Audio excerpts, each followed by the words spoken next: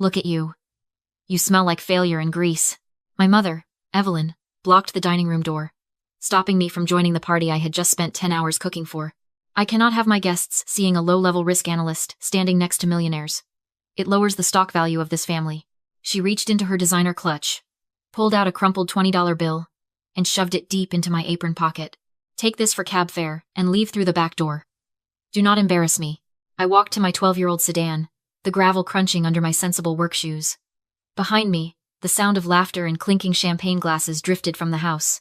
My brother Julian was probably toasting to his new venture, a cryptocurrency arbitrage firm that existed only on a glossy business card and a website he had paid a freelancer $50 to build.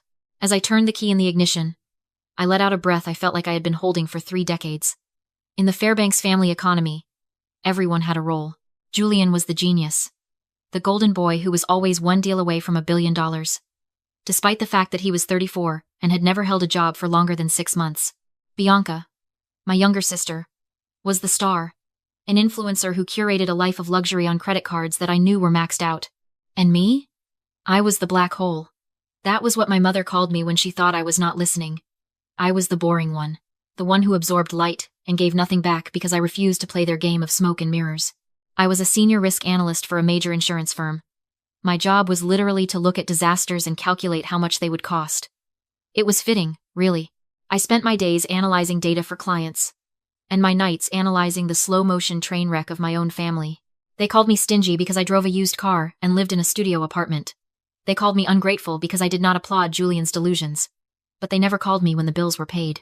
They only called when the lights were about to go out. I merged onto the highway, the city lights blurring past me. My mind drifted back to a Tuesday afternoon 3 years ago. It was the day of Evelyn's prestigious bridge club meeting. I had come over to drop off some groceries, only to find her pacing the hallway, pale and trembling. The power company had just sent a technician to disconnect the electricity. She had not paid the bill in 7 months. The total arrears were $4,200. She grabbed my arm, her nails digging into my skin.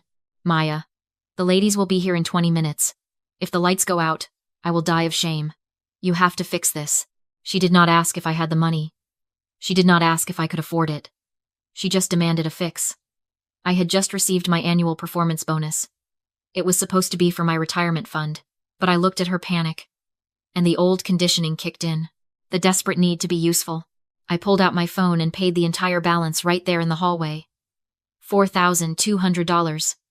Gone in a single click. When the technician left and the lights stayed on, Evelyn did not hug me.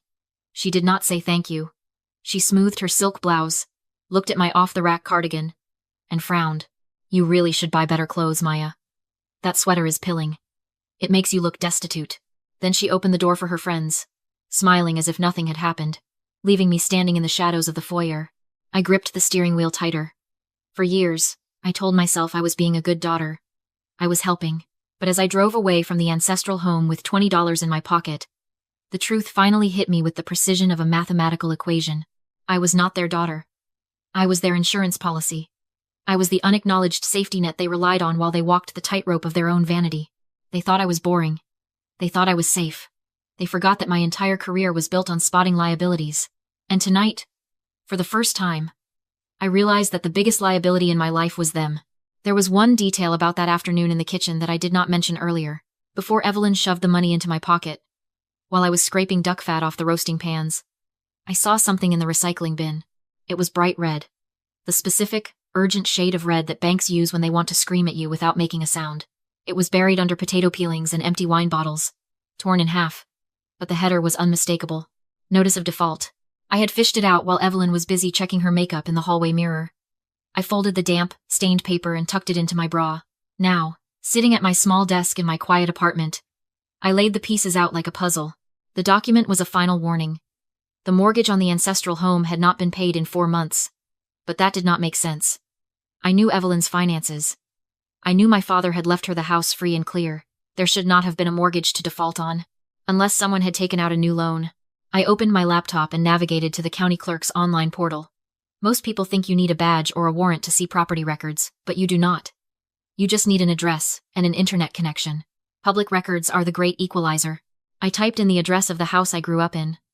The search results loaded in seconds. There it was.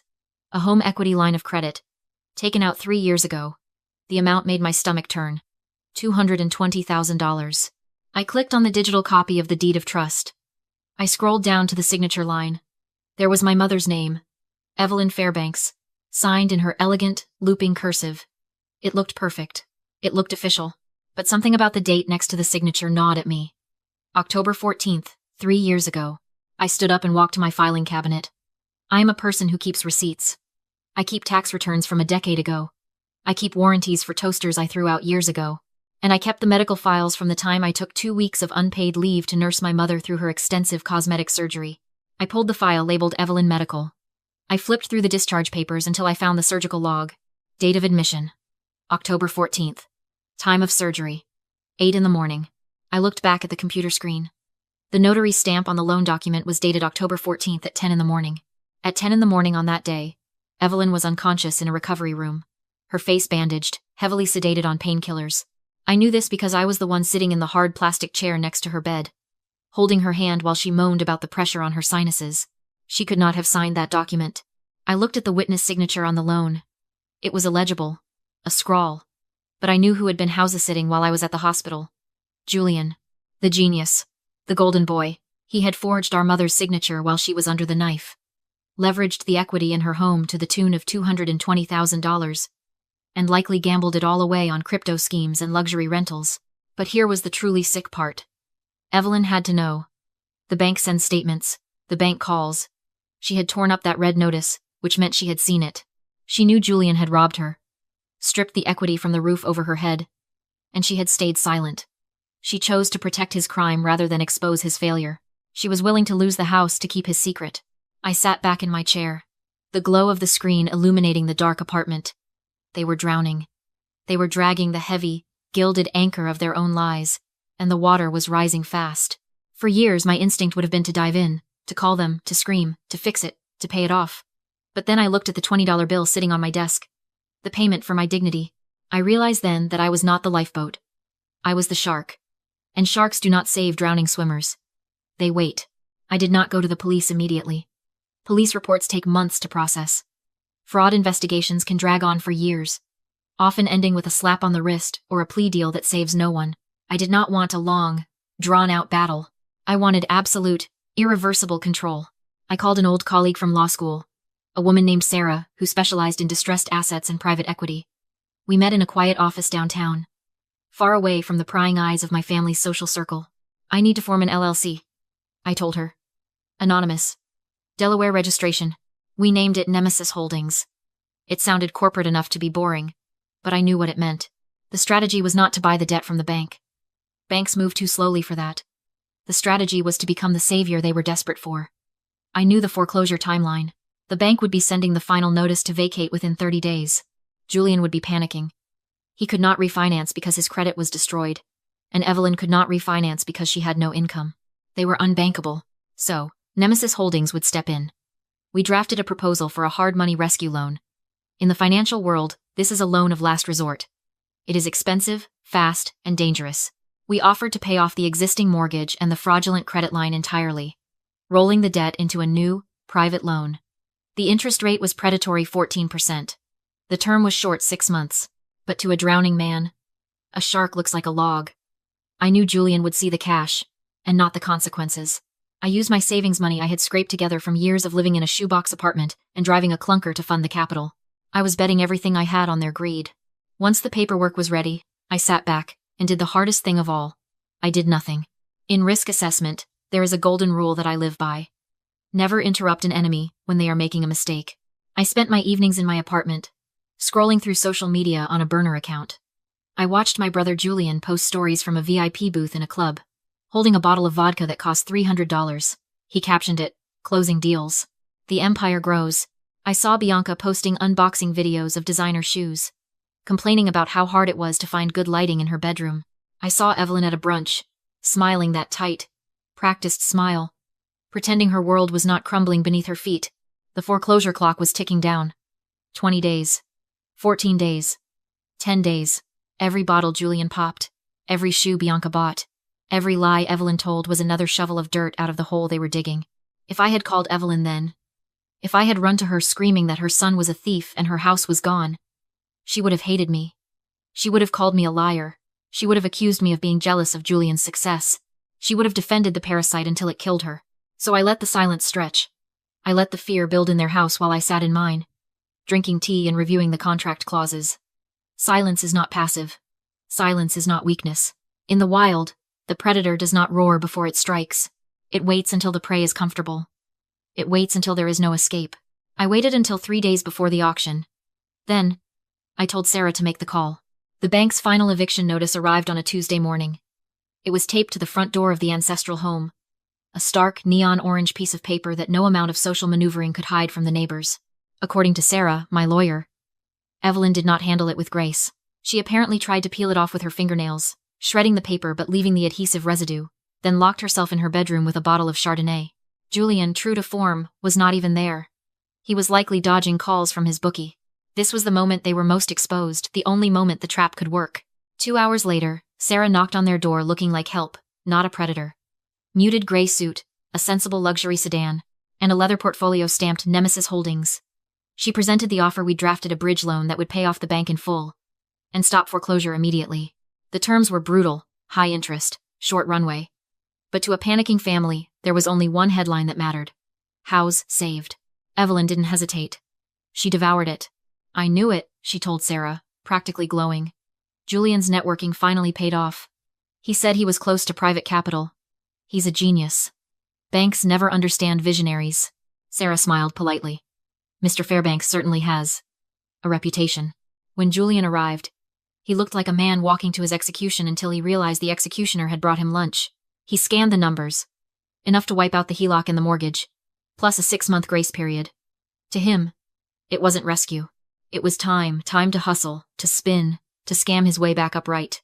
Then he reached page 14. Warranty of solvency. That was the poison pill. Simple, lethal, clean. The borrower guarantees all liabilities are disclosed. Any undisclosed debt over $5,000 triggers immediate default and an automatic transfer of the property deed to the lender. Sarah later told me Julian went still. A full minute, eyes locked on that paragraph. Sweat forming at his hairline. He knew exactly what it meant. He had gambling debts, tens of thousands owed to people who didn't send invoices. He started to speak. Probably to stall. Probably to negotiate. But Sarah leaned forward and delivered the line we had rehearsed. Loud enough for Evelyn to hear. Is there a problem with standard disclosures, Mr. Fairbanks?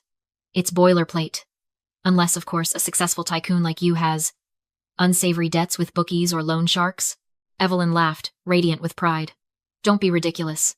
Julian doesn't gamble. He invests. The trap snapped shut. Julian had 2 choices. Refuse to sign and confess. Right there. That he was a fraud who'd set their lives on fire, or sign. Pray we wouldn't check. And live to lie another day. He chose the lie. No problem, he said, voice cracking. Where do I sign? He scribbled his name. Evelyn signed beside him, beaming, never realizing she'd just handed her deed to a shell company owned by the daughter she'd disowned. They celebrated. They believed they'd beaten the bank. Beaten consequences, beaten me. The ink wasn't even dry before Sarah sent the confirmation. Documents signed. Warranty breached. Asset secured. I was in my car eating a sandwich when my phone buzzed. I took another bite. It tasted like victory. The closing meeting was set for 10 a.m. At an upscale notary office, downtown, mahogany polish, old money air. The exact stage Evelyn loved. I arrived 5 minutes late on purpose. Through the glass, I saw them. Evelyn in her best pearls. Bianca live streaming with a pout. Julian laughing with the notary like a man who'd gotten away with it. I opened the door. Julian's laugh died. Bianca lowered her phone. Evelyn's face hardened into a scowl. What are you doing here? She snapped. If you're here to beg because you're jealous of your brother's success, leave. Actually, since you're here, go pour water for the lawyers. Try not to spill it, you useless girl. I didn't answer. I walked to the sideboard, poured a glass, listened to the ice click against crystal, and drank it slowly while staring at Julian. Then I opened my hand and let the glass drop. A dull thud into thick carpet. I walked to the head of the table, the seat reserved for the lender. Sarah stood, pulled the chair out for me, and said, sharp as a blade, Miss Maya, please, take your seat. I sat. Set my portfolio down. I didn't come to pour water, Mother. I own the company. Julian blinked. Nemesis Holdings? That's an investment firm. Nemesis Holdings is a single-member LLC, I said evenly. And I'm the single member. I slid a file across the table. Julian opened it and turned pale. Inside, the background check, his gambling debts laid out in humiliating detail, plus maxed out credit cards opened in Bianca's name. You signed a warranty of solvency yesterday, I said. You swore you had no undisclosed debts over 5,000. I leaned in. You lied. Julian panicked. Wait, this is just paperwork. We can fix it. I can explain. Sarah didn't look at him. She stamped the final document with a heavy, rhythmic thunk. The default clause is self-executing, Mr. Fairbanks, she said. Due to fraudulent misrepresentation. The deed transferred to Nemesis Holdings, effective immediately. It was recorded with the county 10 minutes ago. She clicked her briefcase shut, nodded once to me, and stood. The house is yours, Miss Maya. I'll leave you to handle tenant notification. She walked out. The lock clicked. We were alone. Silence filled the room, like all the oxygen had been pulled out. Evelyn's face drained to ash. Not anger, now fear. Real fear. The first time she looked at me like someone she couldn't intimidate. You, she whispered. You stole my house. I saved it from the bank, I corrected. And then Julian handed it to me because he couldn't stop lying for 5 minutes. Evelyn's voice broke into a wail. How could you? We're your family. I looked at her and felt nothing, no rage, no heartbreak, just cold clarity. You want to know why this happened? I said. Because you loved the lie of your son more than the truth of your daughter. You saw the notices. You knew he forged signatures. You pretended not to see it because admitting he failed would mean admitting you failed. I pointed at Julian, shaking, head in his hands. You chose the beautiful lie. Now you have neither the lie nor the house. It isn't tragedy, Mother. It's math. Evelyn deflated in her chair. Bianca stared at me, realizing her lifestyle had just lost its backdrop. You have 30 days, I said. Use them wisely. I left without looking back. From the notary office, I went straight to the police precinct with the forged HELOC documents and hospital records proving my mother was unconscious when she supposedly signed. Fraud over 5,000 is a felony. They arrested Julian 3 hours later. Evelyn got her notice to quit the next morning. 30 days. She left with 4 suitcases and a box of photo albums. Moved into a month-to-month efficiency on the edge of town. No dining room. No audience. I never returned to that house. The moment the title cleared, I listed it. A developer bought it for land value and bulldozed the legacy Evelyn worshipped into modern condos. The proceeds went into my investment portfolio, the first time that house ever produced value instead of draining it. 2 weeks later, I sat in a cafe in Rome with an espresso, finally light. My phone rang, unknown number. It was Evelyn on a prepaid, crying the jagged sobs of a woman with nowhere left to perform. Maya, please. I have nowhere to go.